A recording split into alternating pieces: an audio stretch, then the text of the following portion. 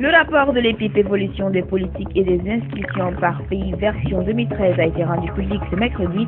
C'était à l'occasion d'une rencontre qui s'est tenue à Conakry initiée par la Banque mondiale. Ce rapport décline le niveau de l'évolution économique des pays africains. Il constitue aussi un facteur décisionnel pour l'octroi des prêts sans intérêt aux pays pauvres.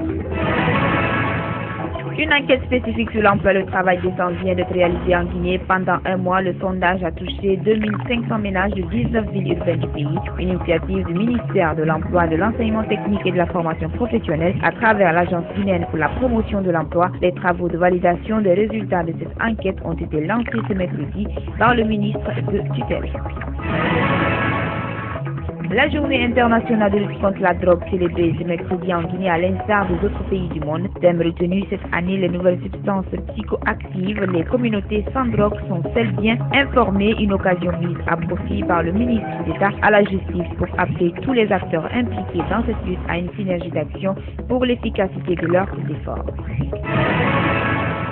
La problématique de la torture en droit positif guinéen, tel est le thème choisi cette année par le Haut Commissariat aux droits de l'homme en Guinée pour célébrer ce mercredi à Conakry la journée internationale de soutien aux victimes de la torture. Un thème qui a aussi fait l'objet d'une conférence-débat, conférence qui a mobilisé plusieurs ONG de défense des droits de l'homme et des membres des forces de défense et de sécurité. Il a aussi été question de comprendre pourquoi certains agents de l'État continuent de recourir à cette pratique pourtant contraire au texte de loi que le pays a ratifié.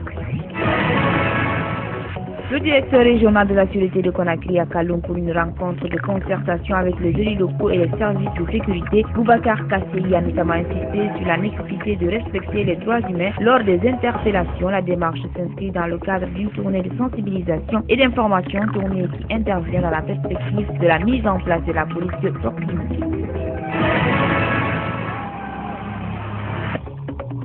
C'est une prestation de serment pour le moins inédit, celle d'un ancien magistrat rompu à la tâche et désormais reconverti en avocat. Abdraman Chérif, connu sous le nom de Doura Chérif, a juré ce mercredi de participer au rayonnement de la justice dans le métier d'avocature. L'ancien magistrat à la cour d'appel en a profité pour faire un tableau sombre de la justice guinéenne. Il s'est engagé à lutter contre la malgouvernance dans le secteur judiciaire.